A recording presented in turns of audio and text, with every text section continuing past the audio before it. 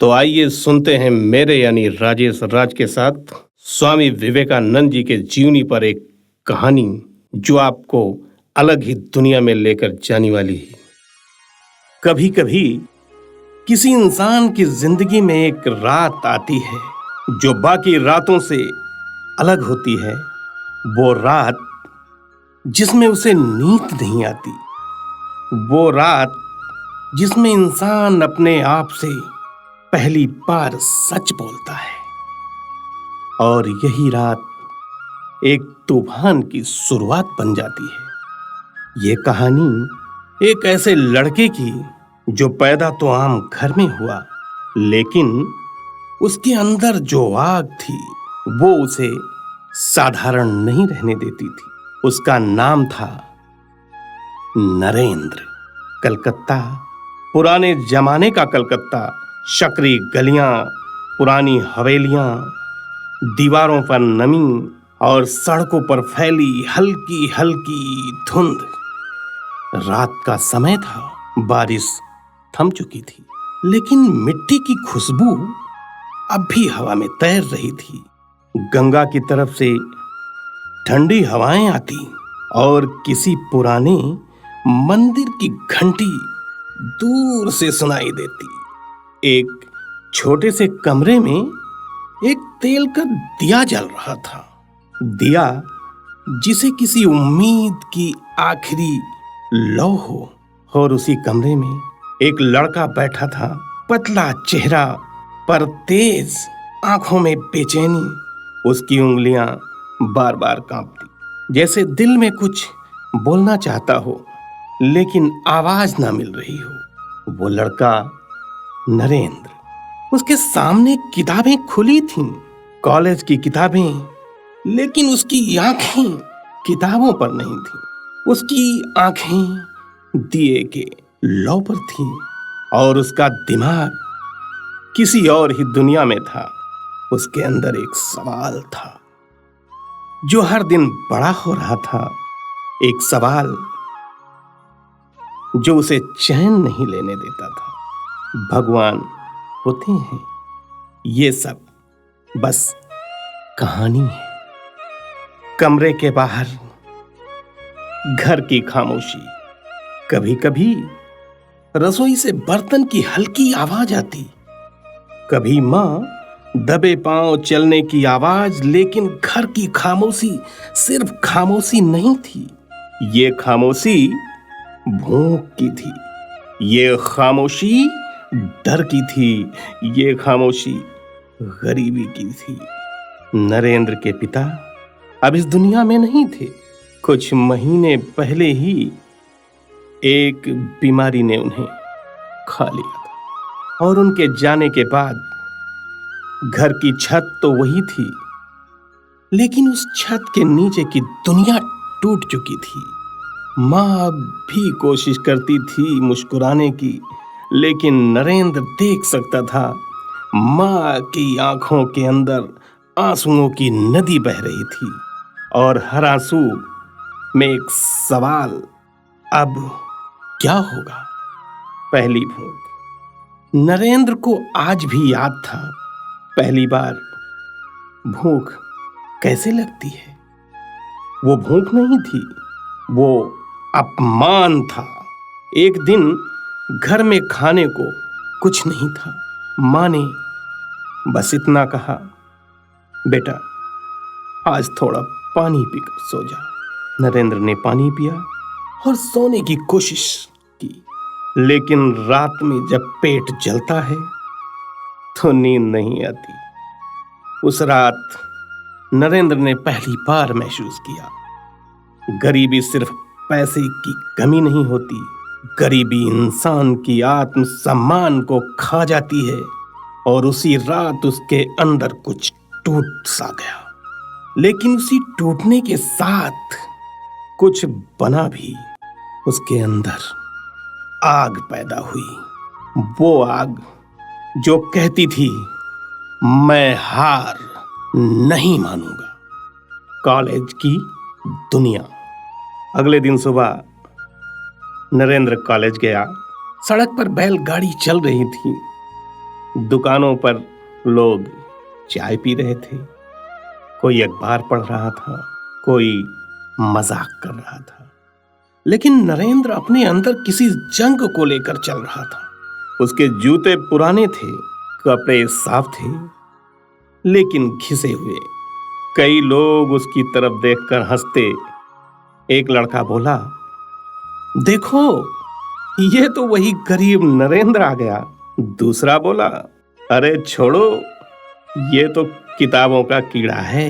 नरेंद्र ने कुछ नहीं कहा, क्योंकि उसके पास जवाब नहीं था, बस आग थी।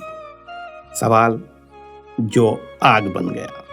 क्लास में प्रोफेसर पढ़ा रहा था, धर्म पर बातें चल रही थी। प्रोफेसर ने हंसते हुए कहा, पूरा क्लास हंस पड़ा। प्रोफेसर ने हंसते हुए कहा, religion is for weak mind. पूरा क्लास हंस पड़ा, लेकिन नरेंद्र की आंखों में गुस्सा आ गया। उसने खड़े होकर कहा, सर, कमजोर दिमाग नहीं होता, कमजोर सोच होती है। क्लास एकदम शांत। प्रोफेसर ने पूछा, तो तुम मानते हो भगवान होते हैं? नरेंद्र ने बिना डरे कहा, मैं मानना चाहता हूं, लेकिन मैं झूठ नहीं बोल सकता। मैंने भगवान को देखा नहीं है। प्रोफेसर ने ताना मारा, तो फिर तुम्हारा धर्म किस काम का? नरेंद्र की आवाज भारी हो गई, और इसी सवाल ने मुझे पागल कर दिया सर। माँ का दर्द। शाम को नरेंद्र घर लौटा। घर में एक छोटा सा दीपक जल रहा था। माँ बैठी थी। माँ के सामने कुछ कागज पड़े थे, कर्ज के। माँ ने नरेंद्र को देखा और जल्दी से आंसू पोंछ लिए, लेकिन नरेंद्र समझ गया माँ रो रही थी। माँ बोली, बेटा, लोग दरवाजे पर आकर पैसे मांगते हैं, मैं कहती हूं अभी नहीं है।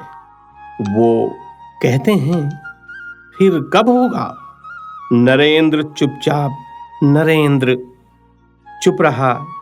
माँ ने कहा, बेटा, तू पढ़ाई कर, मैं चाहती हूं तू बड़ा आदमी बने, लेकिन कभी कभी मुझे डर लगता है कहीं हम भूख से न मर जाएं। नरेंद्र ने माँ का हाथ पकड़ लिया। उसके हाथ कांप रहे थे। माँ, मैं वादा करता हूं, मैं इस घर को फिर से खड़ा करूंगा और ऐसा आदमी बनूंगा जिसका नाम लोग याद रखेंगे। माँ ने बस इतना कहा, और भगवान नरेंद्र की आंखें भर आई। माँ, अगर भगवान होते हैं तो मैं उन्हें जरूर ढूंढूंगा। भगवान की तलाश। नरेंद्र ने तय कर लिया, अब वो सिर्फ पढ़ाई नहीं करेगा, अब वो सच खोजेगा। और वो अलग अलग साधुओं के पास गया, पंडितों के पास गया, योगियों के पास गया। हर कोई कहता है भगवान है, लेकिन जब नरेंद्र पूछता, क्या आपने उन्हें देखा है, तो सब चुप हो जाते। कोई कहता श्रद्धा रखो, कोई कहता ध्यान करो, कोई कहता मंत्र जप करो, लेकिन नरेंद्र का दिमाग एक ही बात कहता, मैं अंधविश्वास नहीं करूंगा। उसकी तलाश बढ़ती गई, और उसके साथ साथ उसका अकेलापन भी बढ़ता गया। एक दिन वो एक बूढ़े साधु से मिला। साधु की दाढ़ी सफेद थी, आंखों में अजीब चमक थी। नरेंद्र ने पूछा, आपने भगवान को देखा है? साधु ने उसे ऊपर से नीचे तक देखा और बोला, कलकत्ता में बहुत लोग हैं जो भगवान पर बोलते हैं, लेकिन अगर तुझे सच चाहिए तो दक्षिणेश्वर जा। नरेंद्र ने पूछा, वहां कौन है? साधु ने बस एक नाम लिया, राम कृष्ण परमहंस। नाम सुनते ही नरेंद्र के अंदर कुछ हिल गया, जैसे किसी ने दिल के अंदर की घंटी बजा दी हो। दक्षिणेश्वर की तरफ अगली सुबह नरेंद्र जल्दी उठ गया। सड़क पर हल्का कोहरा था, गंगा के पास ठंडी हवाएं थीं। वो पैदल चला। चलते चलते उसका दिल तेज धड़कने लगा। उसको पता नहीं था वो किससे मिलने जा रहा है, लेकिन उसे लग रहा था वो किसी ऐसे इंसान से मिलने जा रहा है जो उसकी जिंदगी बदल देगा। गंगा के किनारे एक बड़ा मंदिर था, दक्षिणेश्वर काली मंदिर।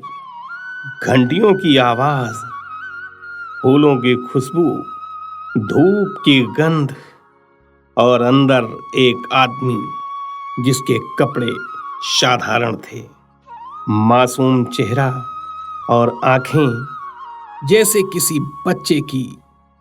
वो आदमी कभी हंसता, कभी रोता, कभी हाथ उठाकर काली मां को पुकारता, मां मां।